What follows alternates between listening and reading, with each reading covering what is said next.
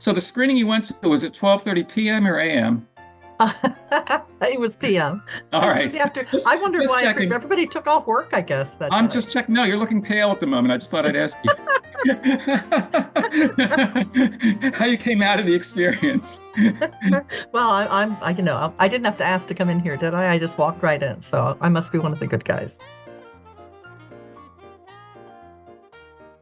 Hello, and welcome to At the Movies with Mike and Marie, a show where two film professors talk about movies. I'm Marie Westhaver, I'm Mike Giuliano. and today we're going to talk about Sinners and about the Ballad of Wallis Island, starting with Sinners. Big splash in the theaters, Mike, and Ryan Coogler back with something completely different from before. Do you want to set us up for this movie? Yeah, Sinners has been a critical commercial smash. And I know just anecdotally from my friends and students and people I pass in the street, more people ask me about this film than about anything else recently. They all want to know, have you seen it? Of course we have, but what'd you think of it?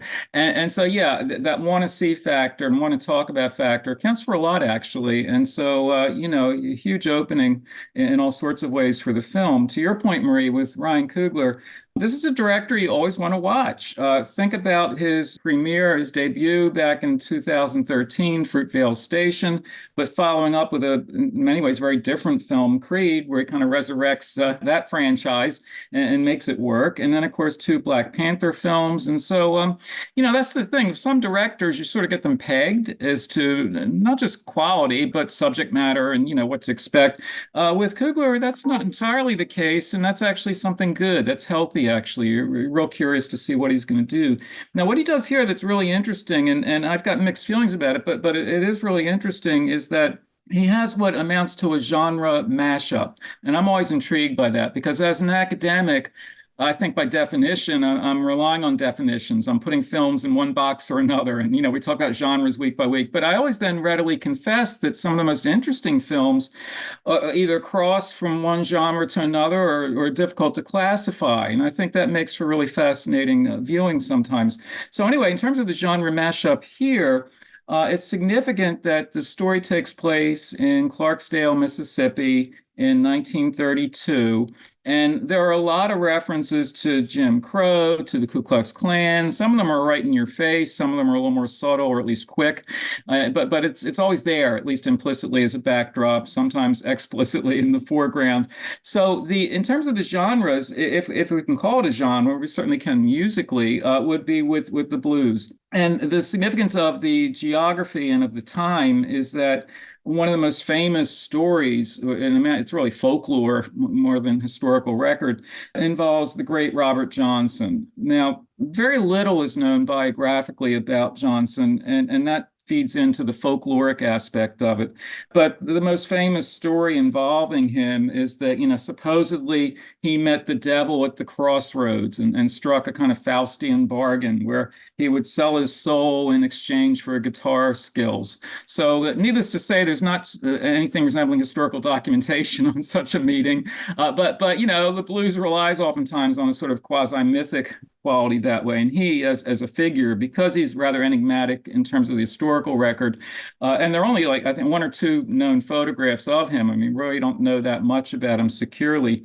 So take that as a given that you're going to have in this film the character Sammy, certainly, and some other characters who are very much in that blues tradition and in the same time and place. They are contemporaries of Robert Johnson. And I'm not saying that they sell their souls. And this is where the film gets kind of tricky because as a genre mashup, I would say it makes loosely metaphoric connections between that sort of blues legacy or blues ethos and the horror movies, specifically vampire movies. And this is what Marie and I can talk about because the film, in the early scenes is very much within that blues aesthetic. And at a certain point, it's going to pivot and get into horror movie mode. And then after a while, it's an all-out vampire movie. And what one makes of that is whatever one makes of it. And I've got all sorts of questions and reservations there, but it is interesting. So let me cut to the chase. in terms of the main reason why I have mixed feelings. I think the whole setup and the whole notion of somehow combining these usually disparate genres is really quite intriguing. But where I kind of hold back a bit is the 137-minute running time. I think the film is excessive in a lot of ways. And once it flips the switch and goes to a vampire movie, it's as gory, it's as graphic as you could either fear or hope for, whoever you are as an audience member. And this is where I don't turn against the film, but it prompted me to start thinking about the sort of bloodlust in the film, and not even so much the bloodlust that the white vampires have for the black blues musicians, and we'll talk about that, but the fact that the audience itself, I would think, at some point, it's giving us what we want. So maybe we're complicit in this. That people don't, for the most part, seem bothered by the fact that it's really gross out at times and rather excessive. It just keeps going with that. And my own basic feeling was after a while, I thought, okay, I see a lot of violent movies. I see all the horror movies. I can sit through just about anything, right? But after a while here, I just thought, well, how much more of this do we need? I mean, thematically, you've sort of made your point, and now it's just the thrill ride of having another victim ripped to shreds. So on that macabre observation, I turn it back over to you. Okay, well, I wanted to start by talking about how gorgeous this movie is. This is the kind of movie you go to the movies for. You should see it on the biggest screen possible because there's so many really incredible shots that have sort of two feelings at once. They keep coming back to this shot of the cotton fields and the road cutting through it. They're driving down it, and it's so ominous and gorgeous at the same time. No, in fact, I wanted to talk about that as well, in terms of mixed feelings, because it's a really well-made film. And that's one thing about this director. He's got the technical chops, right? And he also has, in terms of the cinematography, the musical score, right down the line, everything is really smart that way. And you're right, there are compositions that really are beautiful, but also troubling because if you have like a rickety car going down a country road with cotton fields to the side, it's a pretty picture, but not entirely a pretty picture because you know what? As the car goes down the road, you might soon be passing a chain gang, a prison chain gang working along the road. And that's where, these black prisoners are out there, breaking up rocks or whatever. And if you really start thinking about that, that's not too cheerful a thought on various levels. And then correspondingly, of course, the Klan is a presence here. You don't know who's going to pop up along that road. I mean, there are things like that that are ominous. So even before you get to vampiric concerns, you have those other worries along the road there. And that's where, again, the film's a reminder very much of the Jim Crow setting. So it's the seemingly pastoral South, but knowing this director and knowing a little bit about the story, even heading in, you can't settle in and say, well, that's a pretty picture, because when you do start thinking it's a pretty picture, it won't be pretty for long. True. And I have to say, I'm not a fan of horror movies, so I was dreading getting to the vampires. And you're right, it's extremely bloody, and I kind of got the idea pretty early on. But I have to say, one thing I always look for this in any sort of movie I see, not just what I thought about it at the time, but does it haunt me for days? And this movie haunted me for days. I kept thinking of different scenes. I kept thinking like how clever it was to have Michael B. Jordan. By the way, can we give a shout out to Michael B. Jordan? Because don't you feel like he's sort of ours, Mike, because he was in The Wire in the beginning of his career. He's just like, the kid who grew up on the neighborhood, right? Yeah, and what we should point out for people who haven't seen the film yet is a very striking aspect of it. Michael B. Jordan plays, these multiple characters. He plays twin brothers, and so that's really quite striking. The twin brothers Elijah and Elias, to have the same actor, as both characters. But so Michael B. Jordan for sure, and that's again a measure of the technical prowess of the film. As you're watching it, you don't even think about that after a while, but when you realize that, when you see these twin brothers side by side, yeah, you're thinking it's the same actor, but it's so seamless, it meshes so beautifully there. And the film is I don't know, should we call that one performance or two? But Michael B. Jordan is very good in that role, or in those roles, I should say, as the twin brothers. But of course, Miles Caton as Sammy, the guitarist I referenced earlier. I mean, there's a lot of good acting here. I would single out an actor I had seen on stage years ago at Baltimore Center Stage, Delroy Lindo. I'd seen him in an August Wilson play. He plays Delta Slim as a harmonica player here, and he's got one of those lived-in performances, one of the the physicality of it, where, and that's the virtue actually of almost all the acting in this film, is you really believe that these are characters in this time, in this place.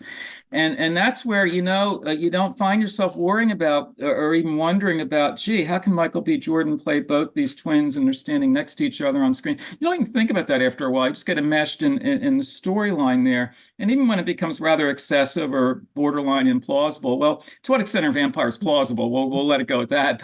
But once it heads into that kind of territory, and maybe we should head into that territory as well, because there's definitely a racial component here that's both racial and musical. That the Sammy and Elijah, Elias, all the black characters in the film, and their ties to blues music and to a juke joint and so on. That's all really well established in the film. And without spoiling anything beyond the spoiling we're doing already, when vampires make their entrance, the fact that they are, I would call them hillbilly, but there aren't any hills around particularly, but like poor rural whites who initially seem very nice and accommodating and integrationist, and their music is more Scotch-Irish folk ballads and so on. Maybe that's a link to our second film today, but that kind of folkloric music is, if, well, hey, can we join you? You guys are playing some good music there. We got our music too. That's where, for me, the film doesn't, on that loosely metaphoric level, even entirely hold up as to just, I mean, I understand black tension and white tension, and how the vampires are, quite literally whiter, and want to, take over or control the black bluesmen. I can understand all that, sure, and make generous allowances. But to me, ultimately, it just doesn't quite parse completely. I never felt like I was entirely buying whatever I was supposed to be buying. So did you buy? Well, like I said, vampires, I mean, I knew they were coming. Given that it starts off in a church where Sammy is, talking to his pastor father who wants him to give up music, become a pastor like him. It's a struggle for a soul. They set that up from the beginning. But why vampires? Why not just have the devil himself show up at the end? That to me would have seemed more logical, but I would have probably done anything to avoid making it into a vampire movie. But we do have Matthew waiting to jump in and join us. And so Matthew, our wonderful tech, what do you want to say about this movie? Yeah, I wanted to first say thank you for inviting me in, not in the way that Remick was trying to get invited in, but I think that's very on par for today's episode. But no, I really enjoyed it. I'm one of the people who went to go see it at least one to two to I'm debating on the third time, but I don't think it's an IMAX anymore. But definitely it has that rewatch appeal. But I really wanted to hurry up and kind of get into the idea of adaptive altruism. And I like the fact that there was some required reading for this film. I saw a lot of the remnants of other films that we love, from John Carpenter's The Thing, no spoilers, but with the garlic situation, to you got some From Dusk Till Dawn associations there. So it's really like chicken salad cinema. It's a little bit of all the things that he loves, and that's what comprises this film. And to see him be able to navigate that line, and not to be, he wasn't that timid about it. I know it was a couple of times where I'm like, oh, you kind of point at the screen and you're like excited that you did your homework because you know where this is coming from. But for some people or cinema viewers that aren't that familiar with it, I think it was cool to navigate that line. I think it was a fun thing for him, for his first original IP project, to be able to, put something together that felt new and fresh and at least native to him, especially covered and you coated in the blues. So when I see it, it reminds me of those letters where, it's one of those hostage letters where you have a cutout from all the different magazines to put the message together. And so it seemed like each part, or, and it was three clearly defined acts. I usually don't see that in films right now. And so you kind of get to this point where you're watching and you almost forget that it's a vampire movie. and oh yeah, it's a full moon. Oh yeah, there's going to be people here, but it has that coding to it. You can almost see what he saw in his mind when making the film. And so I think it was a pretty cool watch. I'm definitely happy about the performances. Michael B. Jordan did great. This might be a coming out party for him. And Delroy Lindo, another, great performance from him, adding the Delta Slim, that authenticity that the role needed. And even for the character who played Preacher Boy, Sammy, this was his first acting forte ever. And so for him to come out and to be able to carry the weight of such a pivotal film, I think it was really great. I will say I was also impressed at the way Michael B. Jordan went back and forth between the two characters. And you kind of always knew who was who because clever use of hats. But also the two brothers were very different. He actually played two separate characters, not just, two guys were obviously Michael B. Jordan, with different names. They were Well, one different. of the funny things is, of course, it's Elijah and Elias, and as we've said a few times, the really striking quality of Michael B. Jordan's performance or performances that you're right, Marie. One reason why I almost never fixated on the fact that somehow the same actor was playing both roles was the fact that I just found myself focusing on two separate characters, twin brothers, admittedly, but maybe it's a matter of hats. Wear the right hat and you can get away with it. But the fact that Elijah is known as Smoke and Elias is known as Stack, so when you have Smoke Stack that way, it's a very funny film that way. Matthew actually identified the single key word actually to what makes us always anticipate a Ryan Coogler film, which is original or originality. This movie Sinners, whatever you think of that genre mashup of blues and vampire movie, it's original. It's not inspired by a video game. It may sometimes play that way once the action turns into a grindhouse gore fest, uh, but it really, there's a lot of thinking, and you're right. Even in terms of the vampiric aspects of it, you make another very good point there, which is that sometimes when you slip into all out genre mode like that, it just is that bloodlust, and that bloodlust doesn't let up. And yes, the bloodlust is there, and I've critiqued it and so on. But you know what? It will cut to other characters or other concerns, and you feel like, well, these characters all have some substance, some history, some background, backstories, if you will, and how all this affects them and how they relate to each other. Because after all, Sammy is the cousin of these twin brothers. You got the fan, and as Marie said, the opening scene where Sammy is sort of appealing to his preacher father there for forgiveness and understanding and so on in terms of the blues being the devil's music and how dare you bring that into God's house and all that. There's a lot to think about there. Whether it all parses is what I'm going back and forth on, but the fact that it's not just one of these all-out genre exercises because sometimes you get a film like that where once the bloodlust is let loose, it just becomes mechanical, like one killing after another. And this film sometimes has that quality, but even when it's verging on that, it's like, well, at least the person whose neck is being shredded at the moment is somebody I care about or know something about. That makes a difference, doesn't it? It does actually, but it also makes it a little bit surreal because usually that bloodletting in any sort of movie, there's a build up to where when it happens, you're relieved. It's just the bad guy who's getting it in the end. This is different. This is you're actually watching characters you care about being pulled under. Well, Marie, here's a reason why that distinction is important here. Many horror films today immediately cut to the chase. I mean, like from the very first scene, it's bloodlust unleashed, and then at that point, it's almost like opening with the climax, if you will. And then at a certain point, you never really got to know the characters beyond a sketchy sense of them. This film had, and Matthew identified the three-act structure. It actually does have quite a bit of deliberate exposition. It lets you settle in with these characters so that when they finally do get bumped off or bump each other off, that's the point where you have a degree of caring and of understanding there. You're invested in a way that oftentimes you're not invested in all-out grindhouse gore films. And that's where, again, the film has a measure of originality. It brings more character substance to this kind of subject than typically one would expect. Now I saw this like on a random Tuesday. It was like the 12:30 show.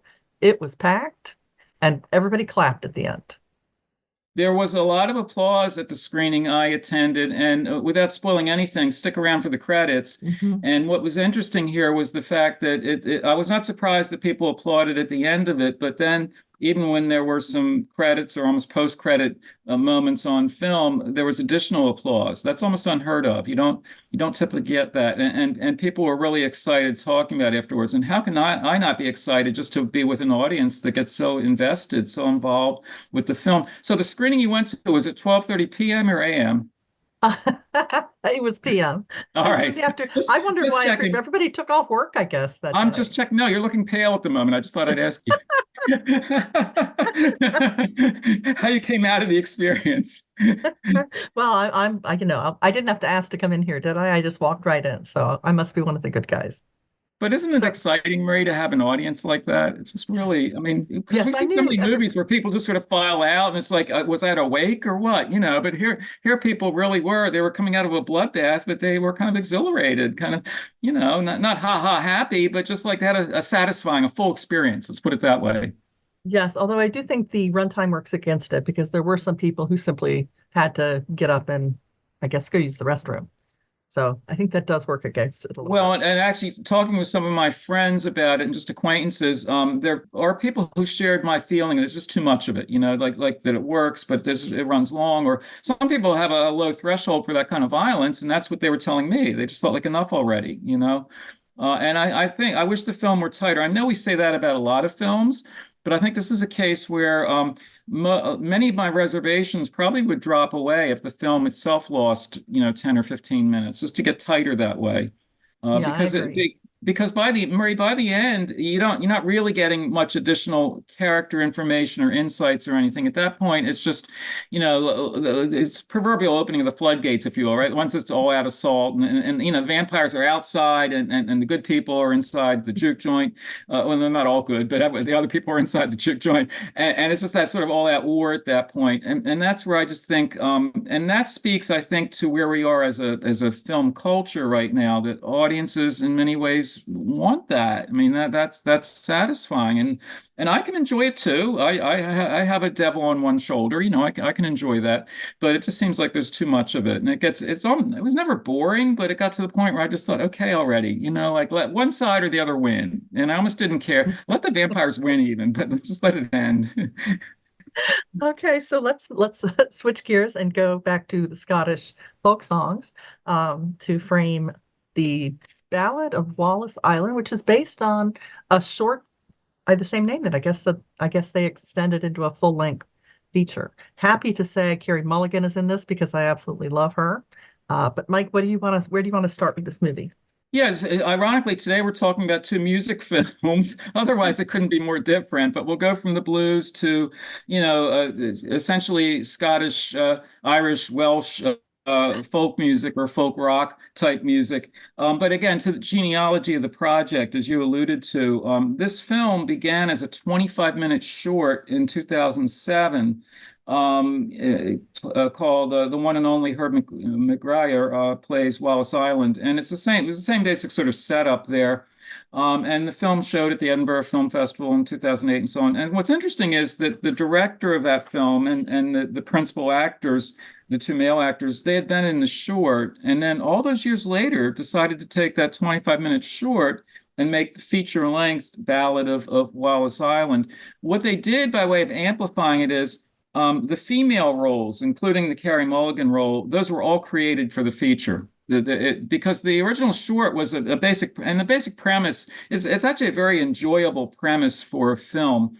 Namely, there's this eccentric, happy-go-lucky kind of guy who's literally like wins the lottery, comes into a lot of money, moves to a remote island off the coast of Wales, just kind of indulges in his hobbies and habits and whatever, and decides he wants to have a folk music concert featuring his favorite performers.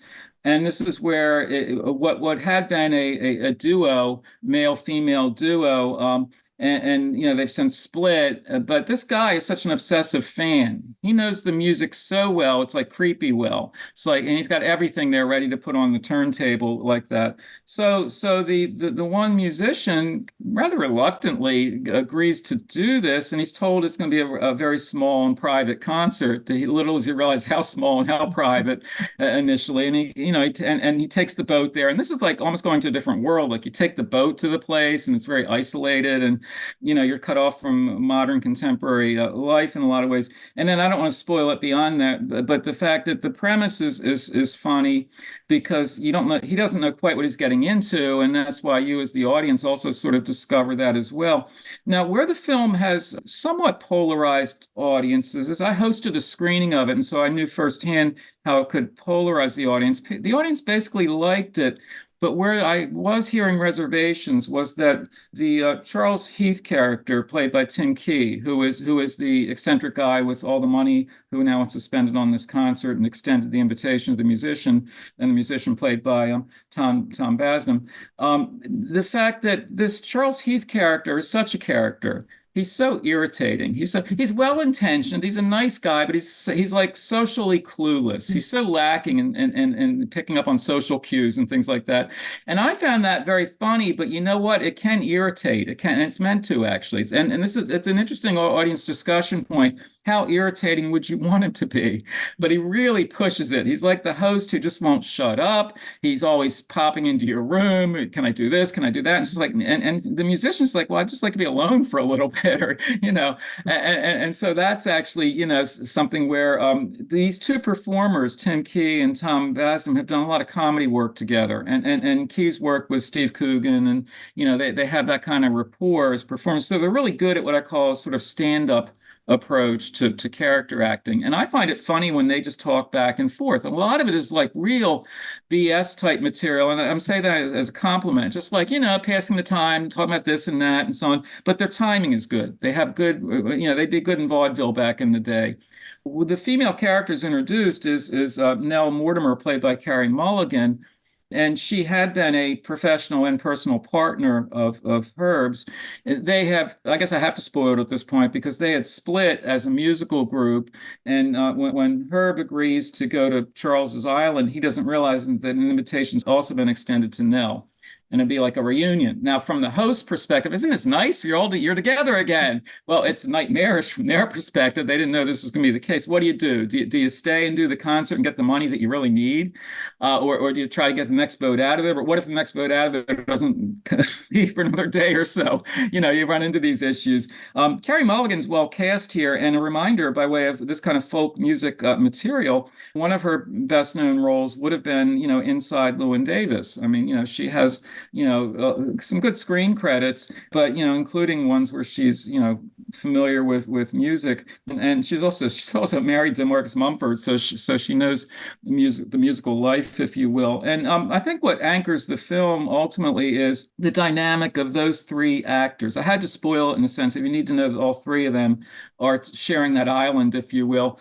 They really play off each other well. And even though the film is rather slight in terms of like additional plot line or storyline, that's okay for me. It's an agreeable character study. The music isn't great, but I don't think it's meant to be great. I think, in fact, a music critic friend of mine made this observation at the screening that I was hosting. He said, "You know what?" He said the music that they're actually playing and singing seems appropriate for their skill level. And what he meant by that was these are actors, and so yeah, they can learn to strum the guitar and sing a song, and they're not going to be like, "Wow, isn't that great?" But it shouldn't be really. They're sort of like mid-level performers who would have had an audience and who can still perform well in their 40s. They're not over the hill completely. So I think the film is agreeable at that level. It's really nice to just follow that. So even as irritating as the host can be, ultimately, I found him rather ingratiating. He's so sweet, really. He's really so well intentioned that even when I should have been getting like really ticked off at him and like, oh, go away,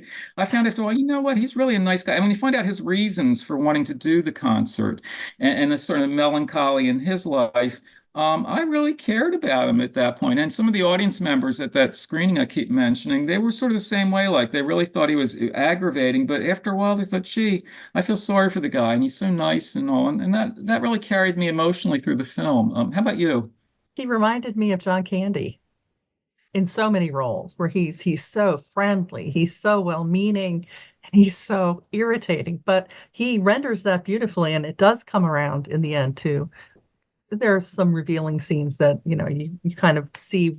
Well, first of all, I mean, it's such a remote place. Of course, he's lonely, and finally, some people, in fact, people that he admires. So, you can sort of see where he's coming from, but man, he is a lot.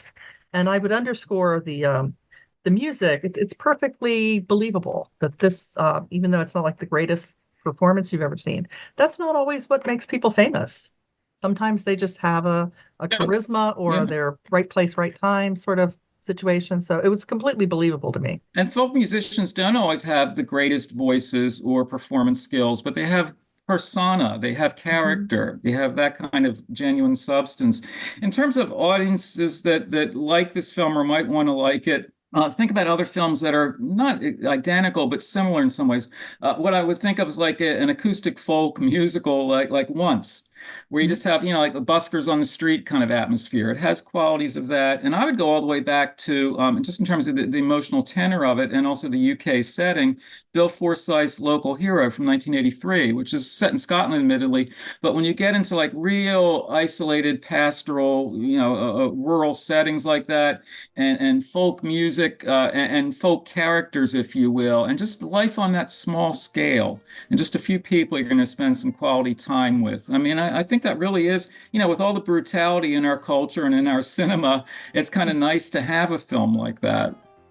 Yeah, I agree. I agree. Well, that does bring us to the end of this episode, but check out our other podcasts at atnhcc.podbean.com. And we'll see you next time at the movies. See you then.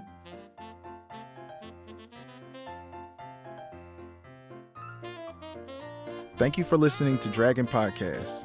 You can find this episode and all other Howard Community College podcasts available for your listening pleasure on all streaming platforms, as well as Podbean at podbean.com/Dragon Podcast. Thank you for listening.